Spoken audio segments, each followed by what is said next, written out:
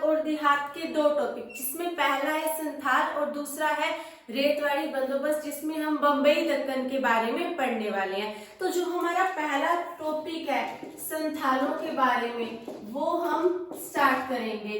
अब हुआ क्या था, 1810 में बुकानन गंजूरिया पहाड़ी से होकर गुजरा। उसने आगे जाके देखा कि जमीन थी, जमीन को साफ किया हुआ था, यानी खेतों को काटा हुआ था और वहां पे जुताई की हुई थी।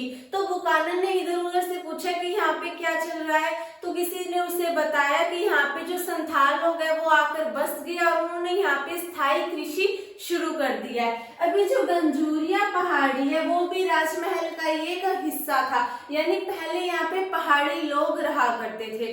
तो बुकानन लिखते हैं, यहाँ की जमीन भले ही चट्टानी है लेकिन बहुत ही ज्यादा अच्छी है, और यहाँ से पहले उसने कभी भी तंबाकू और सरसों इतनी अच्छी नहीं देखी थी जिसने इतनी अच्छी उसने यहाँ पर देखी थी।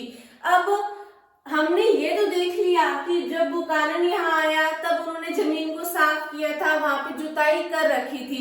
अब वहां पे संथाल लोग आए कब थे, कैसे आए थे, उन्हें किन किन दिक्कतों का सामना करना पड़ा था, उनका विकास कैसे हुआ था, वो हम सभी जानेंगे इस वीडियो में। तो आइए स्टार्ट करते हैं। तो 1780 के आसपास में क्या हुआ था, संथाल लोग बंगाल में आ गए थे, क्योंकि जो जमींदार लोग थे वो उन्हें भाड़े पर रखा करते थे। क्योंकि जमींदार लोगों को तो स्थायी खेती का विकास करना था, उसके क्षेत्र को उसे थोड़ा बढ़ाना था जमींदारों को, इस कारण से वो संथालों को भाड़े पर रख लिया करते थे। और अंग्रेजों ने सोचा कि एक तरफ तो पहाड़ी लोग हैं जो पेड़ों को काटने के लिए तैयार ही नहीं है, क्योंकि उनका जंगलों से बहुत ही ज्यादा लगाव है, बहुत ही ज्यादा जुड़ाव है, और वो झूम खेती को छोड़ने के लिए तैयार ही नहीं है। जबकि अंग्रेज चाहते थे कि वहां के लोग क्या करें, स्थायी खेती करें। अब अंग्रेजों ने सारा जोर लगा लिया था कि जो पहाड़ी लोग हैं वो स्थायी खेती करने लग जाएं, पेड़ों को काटने लग जाएं, लेकिन पहाड़ी लोग नहीं माने थे। तो उनके दिमाग में एक आइडिया आया कि हम संथालों को उधर वाली साइड भेज देते हैं। कहाँ पर, राजमहल की तलहटी वाली साइड। तो संथाल लोग क्या करेंगे, वो पेड़ों को भी काट लेंगे, वहां पे स्थायी खेती भी शुरू कर देंगे, जिससे हमें राजस्व भी मिलने लग जाएगा, और जो पहाड़ी लोग हैं उनका भी धीरे धीरे सफाया होने लग जाएगा। तो ये सारा प्लान बनाया ईस्ट इंडिया कंपनी ने। और ईस्ट इंडिया कंपनी ने क्या किया था, जो राजमहल की पहाड़ी थी उसकी तलहटी पर इन्हें जगह दे दी, इन्हें जमीन दे दी कि भाई ये तुम्हारा एरिया, तुम यहाँ जाओ, तुम यहाँ खेती करो, जंगलों को साफ करो। लेकिन उसके बदले में इन्होंने रख दी एक शर्त उन्होंने ये रखी कि कम से कम 10 सालों में इस पूरी भूमि का, यानी जितना उन्हें एरिया दिया था उसका 10वां हिस्सा उन्हें अच्छी तरह से साफ करके, यानी जंगलों को काट कर वहां पे उन्हें जुताई करनी है। अब संथाल मान गए कि हाँ ठीक है, हम पहले 10 सालों में इतने एरिया को साफ करके यहाँ पे हम जुताई कर देंगे, क्योंकि उन्हें तो यही काम चाहिए था, उन्हें जमीन चाहिए थी, उन्हें खेती करने के लिए स्थान चाहिए था, जो कि अंग्रेजों ने उन्हें दे दिया था। अब इससे क्या हुआ था कि जो संथाल लोग थे उनका जो क्षेत्र था वो धीरे धीरे बढ़ने लग गया था, लेकिन जो पहाड़ी लोग थे उनका क्षेत्र धीरे धीरे घटने लग गया था, क्योंकि अंग्रेजों ने संथालों को राजमहल की पहाड़ी की तलहटी पर उन्हें जगह दे दी थी। अब हुआ क्या, जो इन्हें क्षेत्र दिया था उस पे चारों ओर उन्होंने खंबे गाड़ दिए, यानी पूरा एक इलाका घोषित कर दिया कि ये संथालों का इलाका है, और इससे नाम क्या दे दिया, इसे नाम दिया दामिन इको,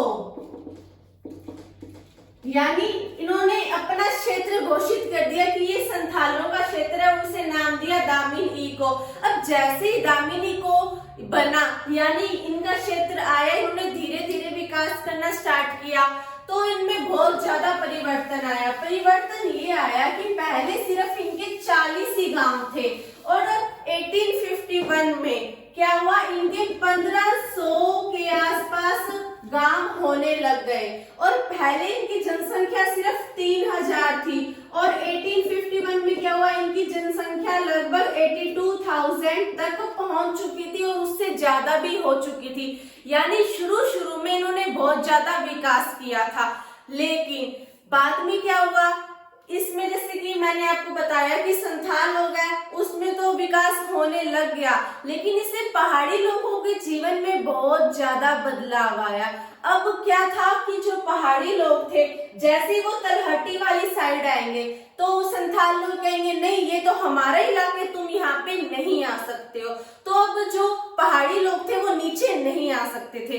और साथ में हमने पहाड़ी लोगों के जीवन में पढ़ा था कि वो ऐसी जमीन खोजा करते थे जो बढ़िया हो, जिसपे फसल अच्छी तरह से हो सके, और वहां पे क्या करते थे, वहां पे वो झूम खेती कर लिया करते थे।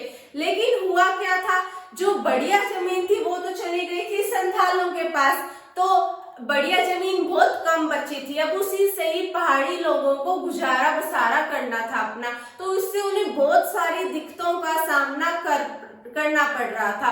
और दूसरी तरफ थे संथाल लोग। अब संथाल लोगों के जीवन में भी बहुत ज्यादा बदलाव आया था, क्योंकि पहले ये खानाबदोश जिंदगी जिया करते थे, यानी कि खाने की तलाश में एक स्थान से दूसरे स्थान तक जाया करते थे, इधर उधर घूमा करते थे, एक स्थान पर टिक के नहीं रहा करते थे।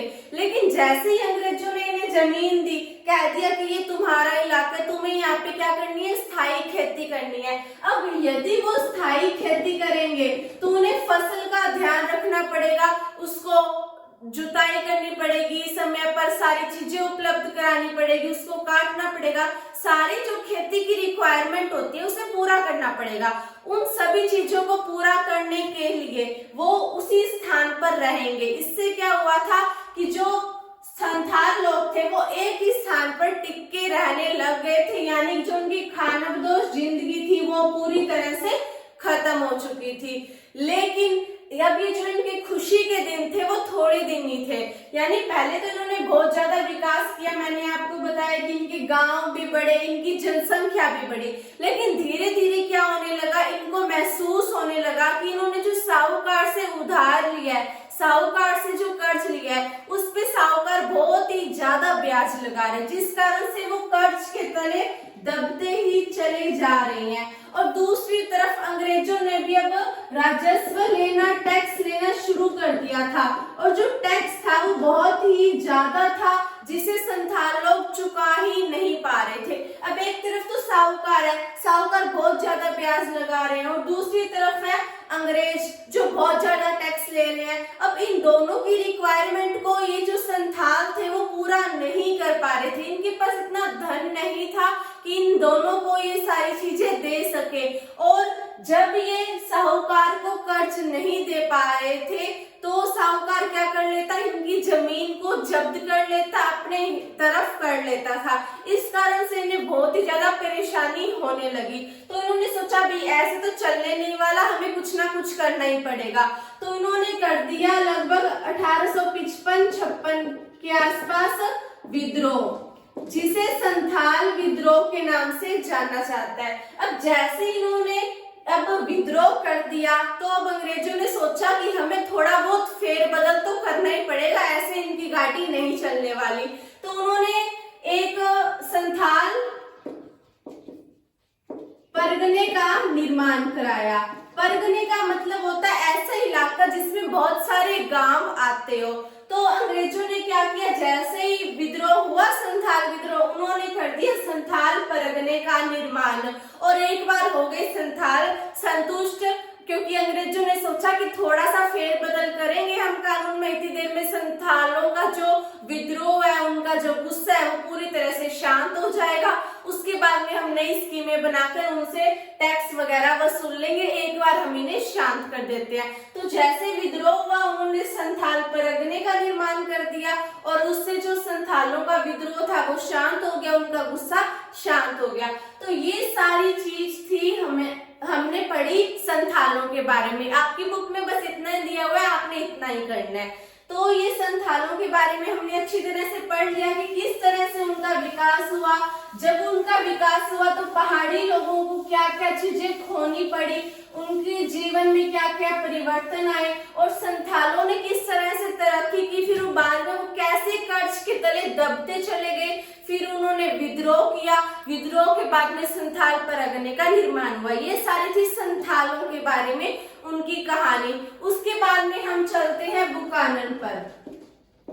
अब शुरू से हम देख रहे हैं, चाहे वो पहाड़ी लोग हो, राजमहल की पहाड़ी हो या फिर संथालों के बारे में हो, हमने बुकानन का जिक्र जरूर किया है। ज्यादातर जो हमें चीजें हैं वो बुकानन से ही मिलती है, जो बुकानन ने लिखा हम उसी को उसका आधार मान लेते हैं। लेकिन हमें ये नहीं भूलना चाहिए कि बुकानन भी ईस्ट इंडिया कंपनी का एक कर्मचारी था।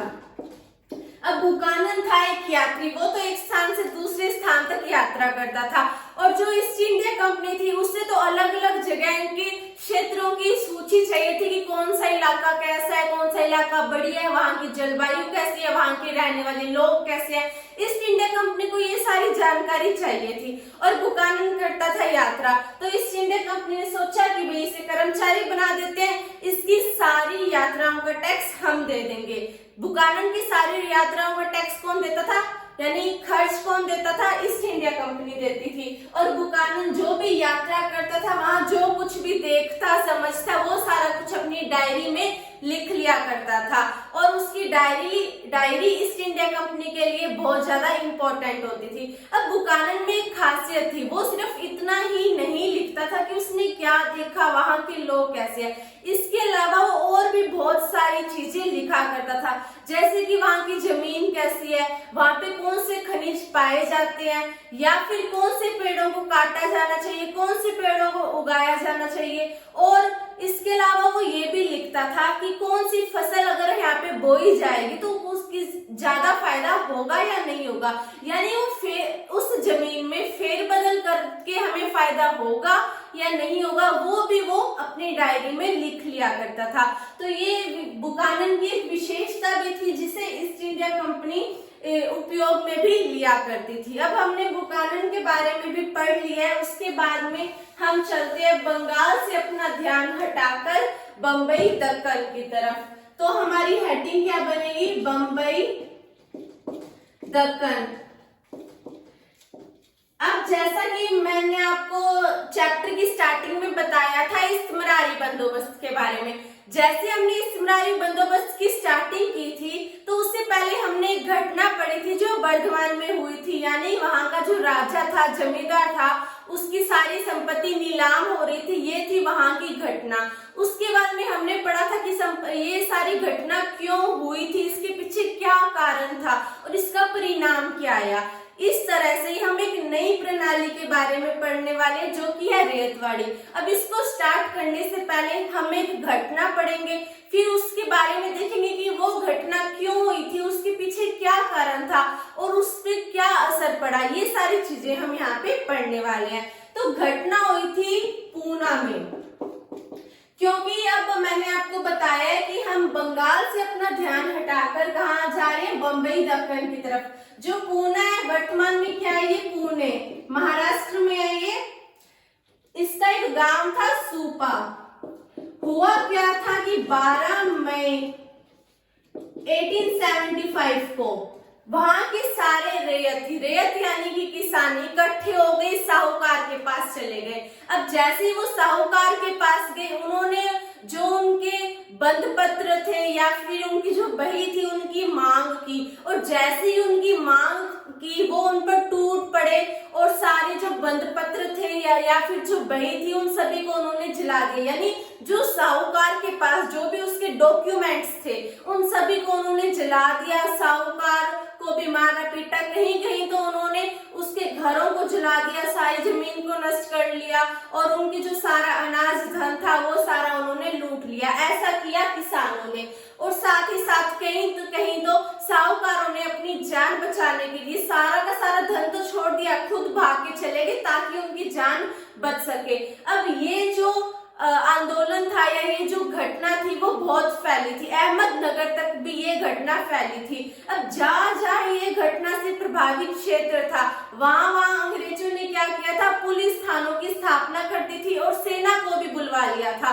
लेकिन इतने से ही काफी नहीं था, इसको रोकने के लिए, इस घटना को रोकने के लिए, जो किसानों का गुस्सा था उसको शांत करने के लिए महीनों महीनों ही लग गए थे, यानी बहुत ज्यादा टाइम लगा था। अब हमने ये घटना तो पढ़ ली कि कहाँ हुई थी, महाराष्ट्र में हुई थी, बंबई दक्कन में हुई थी। पुणे का एक गांव था सूपा, वहां से ये घटना शुरू हुई थी और आगे बढ़ती ही चली गई थी।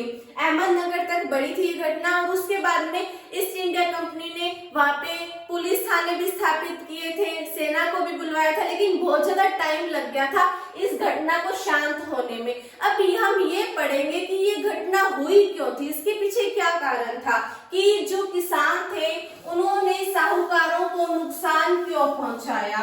तो इससे पढ़ने के लिए हमें पढ़ना पड़ेगा रैयतवाड़ी बंदोबस्त या प्रणाली। अब हमने देखा था कि जो बंगाल का इलाका था वहां पे ईस्ट इंडिया कंपनी ने कौन सा बंदोबस्त स्थापित किया था, इस्मरारी बंदोबस्त स्थापित किया था। लेकिन यदि हम उससे बाहर जाते, यानी जैसे जैसे ईस्ट इंडिया कंपनी का क्षेत्र बढ़ता गया, उसका विकास होता हो गया, तो उन्होंने इस्मरारी बंदोबस्त को ही हर जगह लागू नहीं किया। इस्मरारी बंदोबस्त में क्या था, टैक्स फिक्स था, लेकिन रैयतवाड़ी प्रणाली में ऐसा बिल्कुल नहीं था।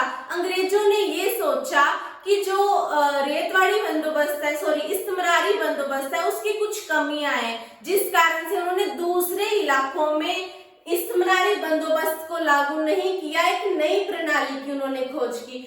कमी उन्होंने क्या देखी, कमी उन्होंने ये देखी, यदि कोई रैयत है यानी कि कोई किसान है, उसकी फसल हो जाती है अच्छी, यानी पर्यावरण अच्छा होता है तो उसकी फसल क्या हो जाएगी, अच्छी हो जाएगी, तो किसान को तो हो जाएगा फायदा। अब इस्मरारी बंदोबस्त में क्या होता है, टैक्स होता है फिक्स। अब जब टैक्स फिक्स होगा तो जो ईस्ट इंडिया कंपनी है वो ये नहीं कह सकती कि इस बार तुम्हें फायदा हुआ है, इस बार तुम हमें ज्यादा टैक्स दोगे, तो ये नहीं कह सकती ईस्ट इंडिया कंपनी। और कई बार क्या होता था कि जो फसल होती थी उसे ऊंचे दामों पर भी खरीद लिया जाता था, यानी जो बिकती थी फसल तब वो अच्छी क्वालिटी में ज्यादा दामों में बिक जाती थी, तो भी किसान को बहुत ज्यादा फायदा होता था। तब भी जो ईस्ट इंडिया कंपनी है वो ये नहीं कह सकती कि इस बार तुम्हें फायदा हुआ है, तुम हमें ज्यादा टैक्स दोगे। ये क्यों नहीं कह सकती, क्योंकि जो इस्मरारी बंदोबस्त था उसमें क्या था, टैक्स फिक्स था, यानी टैक्स निश्चित कर दिया कि हमें साल का इतना टैक्स चाहिए, ना वो ज्यादा बढ़ा सकते हैं ना वो कम कर सकते हैं। तो इसमें ईस्ट इंडिया कंपनी ने एक कमी देखी, कमी ये थी कि वो टैक्स को बढ़ा नहीं सकते थे टाइम के साथ साथ। तो उन्होंने सोचा कि इस प्रणाली से तो हमारा काम नहीं चलने वाला, हम अगर कहीं और स्थापना करेंगे तो किसी और प्रणाली की स्थापना करेंगे। तो फिर जो दूसरी प्रणाली आई वो आई रैयतवाड़ी बंदोबस्त। रैयतवाड़ी बंदोबस्त में खासियत ये थी कि जो टैक्स लिया जाता था वो सीधा किसान से यानी कि रैयत से लिया जाता था, जबकि इस्मरारी बंदोबस्त में ऐसा नहीं था। पहले रैयत से जमींदार लेता था, फिर जमींदार से लेती थी ईस्ट इंडिया कंपनी, लेकिन इसमें सीधा ईस्ट इंडिया कंपनी कहां से टैक्स लेगी, किसान से यानी कि रैयत से टैक्स लेगी, बीच में जमींदार का कोई भी रोल नहीं था इसमें। और साथ ही साथ इसमें एक और खासियत थी, इसमें जमींदार की क्षमता भी देखी जाती थी कि वो कितना टैक्स दे सकता है इतने टाइम में। इसके अलावा उसके पास जो भूमि होती थी उसकी गुणवत्ता भी देखी जाती थी, यानी ये भी देखा जाता था कि इस जमीन से किसान को कितना फायदा हो रहा है और उसका सारा कुछ कर करा कि किसान हमें कितना टैक्स दे सकता है, यानी जमीन से उसे कितना फायदा हो रहा है। और उसके बावजूद भी जो किसान की क्षमता है देने की, टैक्स देने की क्षमता है, उसको भी देखा जाता था, उसके हिसाब से वो टैक्स फिक्स कर दिया करते थे। अभी इसमें भी टैक्स फिक्स नहीं हुआ है, 30 साल बाद में 30 साल बाद में क्या होगा, वापिस से जमीन को देखा जाएगा, जमीन से किसान को कितना फायदा हो रहा है, फिर वापिस से किसान की क्षमता को देखा जाएगा कि किसान कितना टैक्स दे सकता है, फिर उसके बाद में वो उस हिसाब से परसेंटेज के हिसाब से टैक्स को क्या कर दिया करते थे, बढ़ा दिया करते थे। यानी कि जो इस्मरारी बंदोबस्त था उसमें क्या था, टैक्स फिक्स था, लेकिन रेतवाड़ी बंदोबस्त था उसमें टैक्स फिक्स नहीं था। दूसरी बात है इस्तमरारी बंदोबस्त में बीच में जमींदार था, लेकिन रेतवाड़ी बंदोबस्त में सीधा टैक्स किससे लिया जाता था? रैयत से, यानी कि किसान से लिया जाता था। जमींदार का कोई भी रोल नहीं हुआ करता था। तो हमें थोड़ा थोड़ा रेतवाड़ी बंदोबस्त के बारे में पता चल चुका है। अब हम आगे देखेंगे कि जो किसान थे उन्होंने साहूकारों को क्यों अपना निशाना बनाया, ये सारी चीजें हम आगे देखेंगे। तो मिलते हैं नेक्स्ट वीडियो में। धन्यवाद।